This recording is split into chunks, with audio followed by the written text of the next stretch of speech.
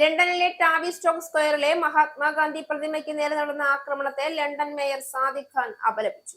ബിജു കുളങ്ങരയാണ് ഇക്കാര്യം റിപ്പോർട്ട് ചെയ്യുന്നത്. ഒക്ടോബർ 2-ന് ഗാന്ധി ജയന്തി ആഘോഷങ്ങൾ നടക്കാനിരിക്കെ പ്രതിമയ്ക്ക് നേരെ നടന്ന ആക്രമണത്തെ തുടർന്ന് Indian Overseas Congress UK Kerala chapter president Suju K Daniel മേയർക്ക് നൽകിയ കത്തിനെ തുടർന്നാണ് സാദിഖ് ഖാൻ സംഭവത്തിൽ ദുഃഖം രേഖപ്പെടുത്തി മറുപടി നൽകിയത്.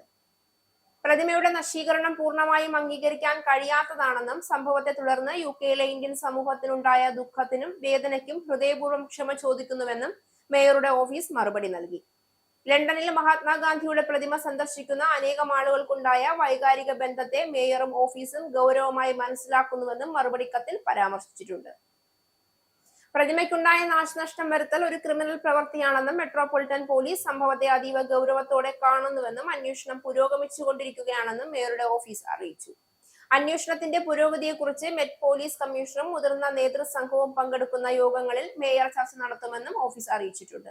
ഗാന്ധി പ്രതിമയ്ക്ക് നേരെയുണ്ടായ നശീകരണത്തെ ശക്തമായി അപലപിക്കുന്നതായും അക്രമികൾക്കെതിരെ ശക്തമായ നടപടി സ്വീകരിക്കണമെന്നും ഇന്ത്യൻ ഓവർസീസ് കോൺഗ്രസ് കമ്മിറ്റിയുടെ global committee chairman Sam Pitroda, UK national committee president Kamal Dhaliwal, general secretary Vikram Duhan എന്നിവരും ആവശ്യപ്പെട്ടു.